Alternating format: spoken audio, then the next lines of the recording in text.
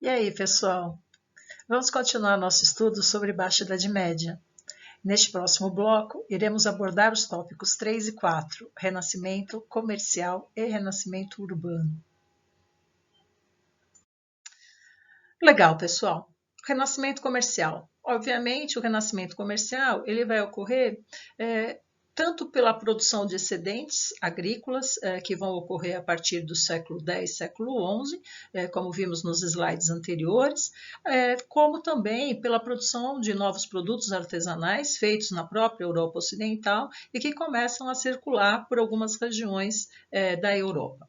Além desses produtos produzidos na própria Europa Ocidental, nós vamos ter produtos importados de regiões ditas exóticas naquele momento. Essas regiões exóticas seriam a África, a Ásia, e muitos desses produtos foram chamados de especiarias. Por que especiarias? Porque eram produtos muito caros e muito raros, muito difíceis de serem encontrados. Daí o termo especial, né? Produtos especiais, que eram bastante valorizados e que identificavam uma camada superior ou um poder de consumo maior de quem os possuía. Muito bem. Esses produtos todos, tanto os produzidos internamente quanto os que vinham de fora, eles eram comercializados principalmente nas feiras. O que eram feiras? Feiras eram locais esporádicos de comércio. Essa variação de tempo podia ocorrer entre um dia e uma semana, né? Depende do tamanho da feira, nós tínhamos feiras muito grandes, que é o caso da representação no mapa, que vocês têm aí à sua direita, então vocês veem, parece uma casinha branca com a base vermelhinha, né? Então essas seriam as grandes feiras que ocorriam na Europa Ocidental, na Baixa Idade Média, e você tinha as pequenas feiras, que eram feiras menores e que tinham uma duração menor também. Muito bem. Onde essas feiras ocorriam? Obviamente, pessoal, essas feiras vão ocorrer onde tem gente para comprar, onde tem mercado consumidor. Então, elas vão ocorrer no entrecruzamento de rotas de comércio, elas vão ocorrer nas antigas cidades que estão sendo retomadas agora, elas também surgem em feudos grandes que tinham uma população mais significativa e que, por conta dessa feira, acabava chamando, né, as pessoas que moravam próximas deste feudo para irem fazer comércio no período estabelecido da feira. Você tinha também em volta de abadias ou de grandes igrejas, onde também haviam concentrações de pessoas. Então, essas feiras passam a ser locais de comércio. Algumas dessas feiras vão acabar se tornando burgos e cidades, né, e vão se tornar centros comerciais não mais esporádicos, mais fixos. Nessas atividades, nessas feiras, obviamente você já tem agora um comércio mais sofisticado, e um dos problemas que vão surgir nessa atividade comercial vai ser a utilização de moedas. O que acontecia é que no sistema feudal, os senhores feudais cunhavam suas moedas. Então as moedas elas tinham valor pelo peso do que elas eram produzidos, né? Então você tinha moeda de ouro, moeda de prata, moeda de bronze, que valiam o peso delas no produto produzido, e que os senhores feudais cunhavam com a sua imagem, com a imagem do seu brasão, o brasão da sua família, com imagens que caracterizavam o seu feudo. Bom, essas moedas continuam existindo, não havia ainda um Estado, portanto não havia ainda um país, e não havia uma moeda nacional. Então você tinha uma circulação grande de diferentes moedas na Europa Ocidental, e isso levou à necessidade de trocas. Então, como é que você conseguia fazer a troca de uma moeda de 10 gramas de prata por moedas de 3 gramas de ouro? Então era necessário fazer o cálculo de quanto equivalia esses valores, a diferença entre prata e ouro, e estabelecer essa troca, o que não era muito fácil, porque as moedas elas tinham tamanhos variados, né, mas que nem todo mundo conseguia fazer esses cálculos. E por isso vão surgir os banqueiros, né, que na sua origem eram pessoas que se especializaram em fazer esses cálculos, o cálculo do valor do ouro por grama, o cálculo do valor da prata por grama e assim sucessivamente. E eles então faziam o que até hoje nós chamamos de câmbio. Então eles ficavam nessas feiras, né? Eles passam a ser chamados de banqueiros, porque conta a lenda que eles ficavam sentados no meio da feira, ficavam sentados numa caixa onde haviam diferentes moedas de diferentes tamanhos em diferentes produtos, né? E por isso era o homem que estava sentado no banco, né? Daí vem o banqueiro. E esses caras então conseguiam fazer as trocas de moeda para que as pessoas pudessem fazer as suas compras e as suas trocas comerciais. Com o passar do tempo, esses banqueiros eles passam a comprar um local fixo para estabelecer a sua atividade e, obviamente, como eles são chamados de as pessoas que estão sentadas no banco, eles colocam na porta da entrada do seu negócio o banco, né? Que é como a gente conhece até hoje. As principais rotas de comércio que vão ocorrer na Europa Ocidental, elas são importantes que você as conheça, porque algumas vezes, alguns vestibulares gostam de pedir para vocês elas, entre esses vestibulares, a própria FUVEST. Muito bem, não é difícil, tá? É meio lógico e os nomes também são bastante lógicos, é só você acompanhar pelo mapa. A primeira rota é a chamada Rota do Mediterrâneo, que obviamente ocorre no Mediterrâneo, ou seja, no Mar Mediterrâneo. Então é aquela rota clássica que nós já vimos desde a Quarta Cruzada, é a rota que vai ligar o norte da Itália, cidades de Gênova e Veneza, até Constantinopla, que foi aquele entreposto comercial que a Itália, Veneza especificamente, né, vai conquistar com a Quarta Cruzada. Então, eu vou ligar aqui para vocês, ó, pessoal, ó, norte da Itália aqui, estão vendo? Ó, a Constantinopla aqui, tá legal? Então, essa rota aqui, ó, que já está escritinha aqui, já está desenhada aqui para vocês, é a rota do Mar Mediterrâneo. Muito bem, deixa eu mudar aqui porque não ficou muito bom essa cor, né? Não está dando para ver muito bem porque eu usei a mesma cor que já estava lá. Então, vou colocar aqui o preto, não, o vermelho, tá legal. Aí nós temos a segunda rota, que é chamada Rota de Champagne. A Rota de Champagne, ela vai ligar o norte da Itália, de novo aqui, ó, tá? Vai passar pela região central da França, aqui, ó, e vai acabar em Flandres. Flandres, tá aqui, ó, Flandres, tá? Flandres é uma região bastante importante, vai ser o motivo da Guerra dos 100 Anos, o principal motivo da Guerra dos 100 Anos, então eu gostaria muito que vocês anotassem esse nome aqui, Flandres. Muito bem. Essa rota aqui, ó, ela é chamada, como você está vendo aqui, ó, essa rota aqui, ela é chamada de Rota de Champagne, porque ela passava na região francesa em que se produzem as uvas até hoje, né? As uvas que dão origem efetivamente à bebida chamada champanhe. Muito bem, aqui em Flandres, ó, por que eu falei que era importante essa região de Flandres aqui, ó? Essa região de Flandres, ela é importante porque era onde se produziam tecidos de lã que vinha da Inglaterra e que nesta região se eram transformadas em tecidos e vendidas e distribuídas por toda a Europa. Portanto, era uma região bastante rica. Mudando aqui para uma outra cor, vou colocar agora azulzinho, olha lá, ó. Em azulzinho eu vou mostrar a última rota, que é a Rota do Mar do Norte. A Rota do Mar do Norte, aqui, ó, pessoal, sai daqui da região de Flandres e ela se espalha por todo o norte da Europa aqui, ó, tá? Chegando aqui até a Moscou, chegando em Londres, aqui como vocês estão vendo, tá? Então ela distribui os produtos comerciais nesta região. Óbvio que essas rotas elas fazem o caminho inverso. Então, por exemplo, a lã de Londres, que vai para Flandres, Flandres transforma em tecido, redistribui pela Europa através da Rota de Champagne aqui, ó, chegando no norte da Itália, e da Itália esses tecidos também acabavam chegando nas regiões do Oriente ou do norte da África. Ok? Muito bem. Com o desenvolvimento do comércio, algumas cidades elas resolvem se unir para facilitar o comércio entre elas, principalmente no que se refere ao estabelecimento de uma moeda comum e também de valores de pesos e medidas comum, o que facilitaria muito as trocas. Estas cidades, elas acabam formando grupos de cidades, então é o primeiro passo para a formação aí dos países, né, na ótica comercial, esses grupos, então, acertam, acordam, né, uso de moedas e uso de sistemas de pesos comuns. A mais famosa dessas organizações, ela foi chamada de Liga Hanseática. Então, vamos mostrar aqui para vocês. Deixa eu pegar aqui a corzinha preta agora. Olha lá. Então, a Liga Hanseática, ela está aqui, ó, ela reunia cerca de 80 cidades do norte da Europa, né? Então, alguns, inclusive, ampliam ela para cá, aqui assim, ó, tá?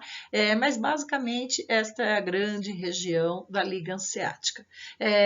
Nessa região, então, você vai ter mais ou menos 80 cidades que faziam comércio entre si, desenvolvendo as atividades comerciais entre eles, o que vai gerar um grande dinamismo das atividades comerciais desta região. Essas organizações eram chamadas de ANSAs ou ligas, né? Até por conta da primeira ou da mais famosa dessas organizações, que foi chamada de Liga Hanseática, então Hanseática ANSA, ou ansa teutônica, teutônica de alemão, né? Germânico, tá bom? É isso aí. Legal. Renascimento urbano. Do renascimento urbano, a principal coisa que eu preciso falar para vocês são sobre os burgos. Os burgos foram cidades muradas, cidades que foram construídas a partir de um centro, que poderia ser, como o caso dessa imagem que aparece aí para vocês, uma abadia. Essa é o Monte Saint-Michel, no norte da França. Então, você tem uma grande abadia na parte superior da cidade, e as pessoas vão chegando para fazer as atividades comerciais, vão permanecendo nessa região, e então em torno destas casas das pessoas, né, que vocês estão vendo na parte mais abaixo, você tem a construção de um muro de proteção contra saques, né, contra invasões, contra ladrões que poderiam atingir esse centro comercial. Então, isso é um burgo. Burgo é uma cidade com muros. Uma outra característica que é interessante vocês observarem, nessa segunda imagem que eu mostro para vocês, é que os burgos, eles iam crescendo. Então, conforme o tempo ia passando, ia chegando mais gente, a cidade ia crescendo, e então o que os responsáveis pela cidade faziam? Quer seja a Igreja Católica, quer seja os antigos senhores feudais, que agora tinham as suas regiões, principalmente o centro do seu feudo transformado num burgo. Eles iam construindo um novo muro. Então, se você observar essa segunda imagem, você vai ver que tem 2 muros, né?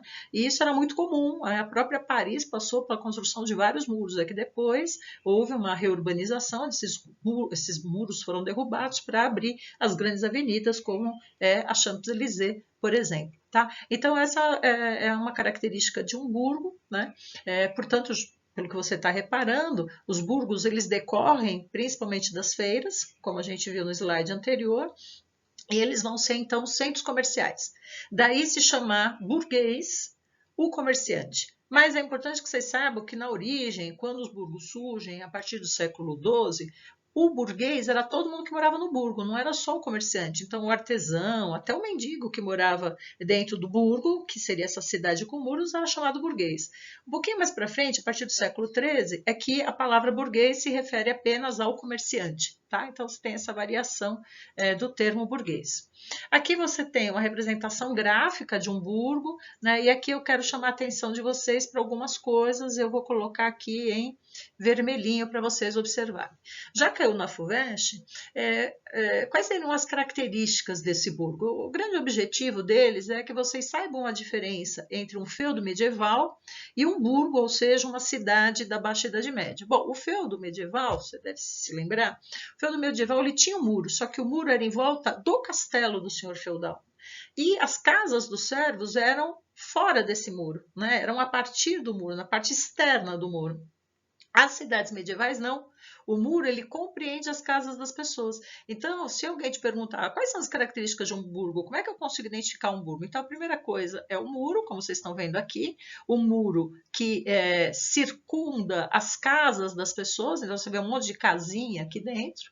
Você tem aqui também, ó, a igreja, né, ou a capela, dependendo do tamanho do burgo, que tem um papel também importante, já que eles ainda eram extremamente religiosos, extremamente católicos. E você tem, neste caso desse burgo, ó, um castelo feudal, tá bom? Então, o castelo feudal, ele tá aqui, e ele, por quê? Porque esse burgo ele surge no entorno desse castelo feudal. Então, isso você consegue identificar um burgo. Então, vamos lá, um burgo. Muro, igreja ou capela, castelo feudal ou uma abadia, como é o caso do Monte São Michel, uma abadia, uma igreja, tá? E tudo isso circundado por um muro. Então, dessa forma, você consegue identificar um burgo. Bom, muitas coisas nós vamos ter que falar sobre o que acontecia dentro desses burgos e quais as características deles. Então, nós vamos começar falando um pouquinho para vocês de como esse burgo se organizava, ok? Eu até vou tirar aqui porque antes não consigo, então vai ter que manter. Esses burgos, eles não tinham nenhum tipo de legislação interna, né? O que a gente chama hoje de diretrizes da cidade.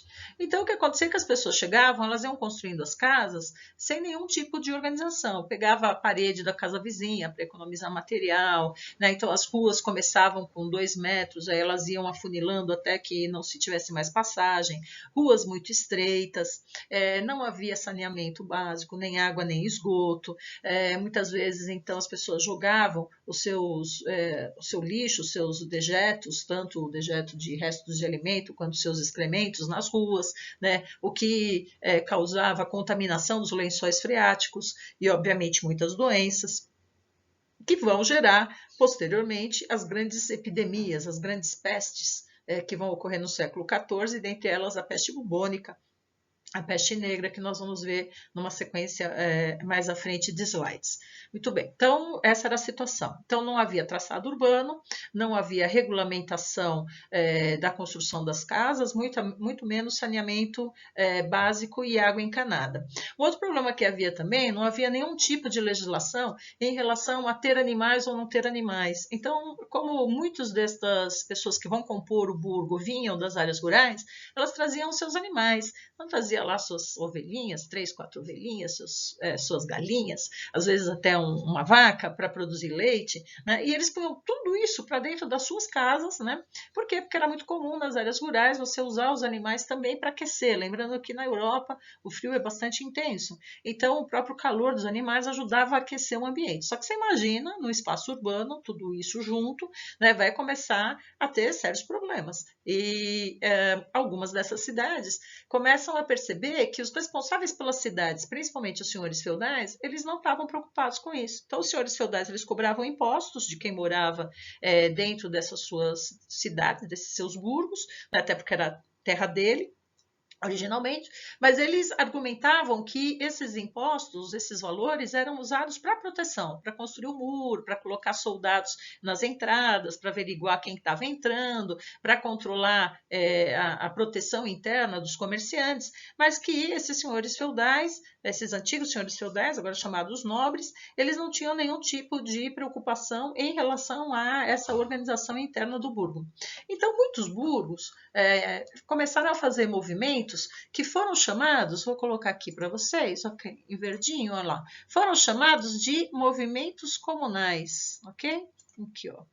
Movimentos comunais. Esses movimentos comunais não têm nada a ver com comunista, tá, pessoal? Esses movimentos comunais seriam movimentos de todos os moradores do burgo aqui, ó, conjuntamente, pobres, ricos, comerciantes, artesãos, e eram movimentos que lutavam pela independência do burgo. Independência de quem? Do senhor feudal, né? Ou seja, do nobre. Lembrando que aqui ainda não tem país, ainda não tem rei, então é uma briga com a administração local dessas cidades, desses burgos, E quando eles tinham felicidade, muitos conseguiram, eles conseguiam o que vão ser chamadas de cartas de franquia. Essas cartas de franquia era o nome que se dava quando esse responsável pelo burgo, esse senhor feudal, esse nobre, ele assinava uma carta que era conquistada via violência ou muitas vezes por pagamento. Então os moradores do burgo se cotizavam e pagavam, compravam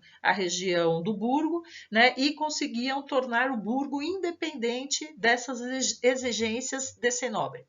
O que vai acontecer, pessoal, é muito interessante, porque os historiadores eles dizem que essas cidades que conseguem as cartas de franquia na Baixa Idade Média, elas vão ter uma organização bastante interessante, bastante atuante. Eles elegiam prefeitos a cada 2 anos, eles se cotizavam, pagavam impostos para organizar internamente a cidade. Foram cidades que foram se especializando na questão do saneamento, na questão do traçado urbano, na questão da proteção.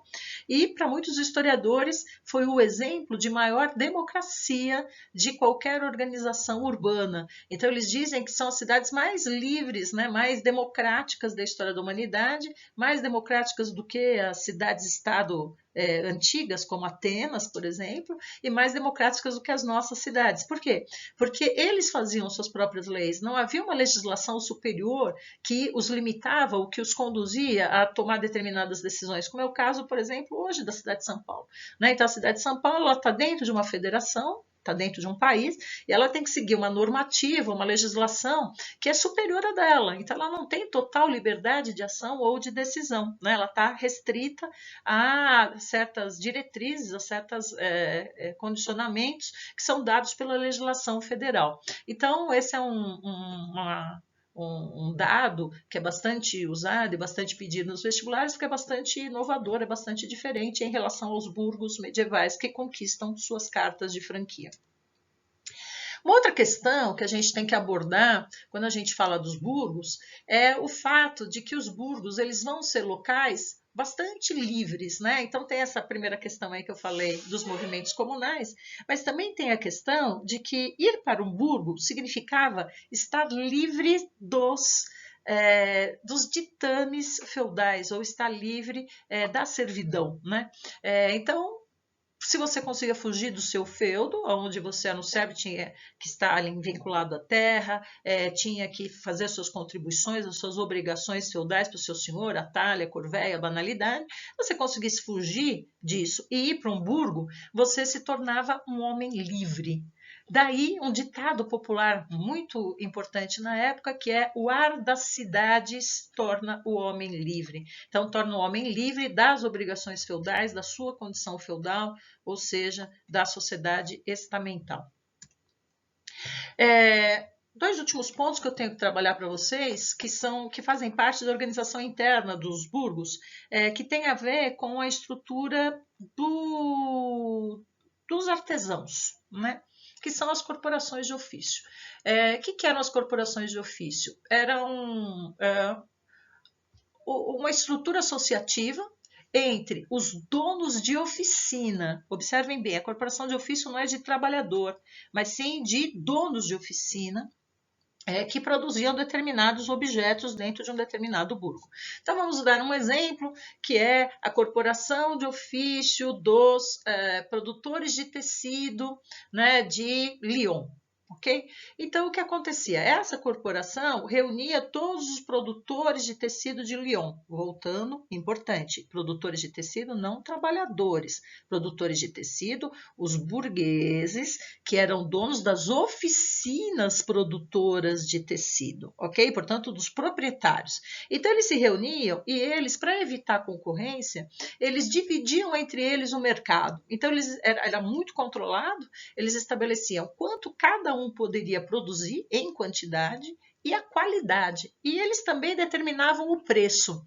Por isso que está ali preço justo. Por quê? Porque apesar de você estar tendo na Baixa Idade Média uma transformação em relação ao pensamento feudal, né, de que você tinha que destinar sua vida para o mundo pós-morte, para Deus, para você ter a recompensa do céu, apesar dessas mudanças, a mentalidade religiosa cristã era muito forte, principalmente a católica. E a Igreja Católica dizia que se você cobrava por um produto muito mais do que ele valia, você iria para o inferno, porque você estava roubando do seu irmão em Cristo, né? Do seu vizinho, da pessoa para quem você vendia. Então você tinha que ter muito cuidado no estabelecimento do preço do valor do produto que você ia vender.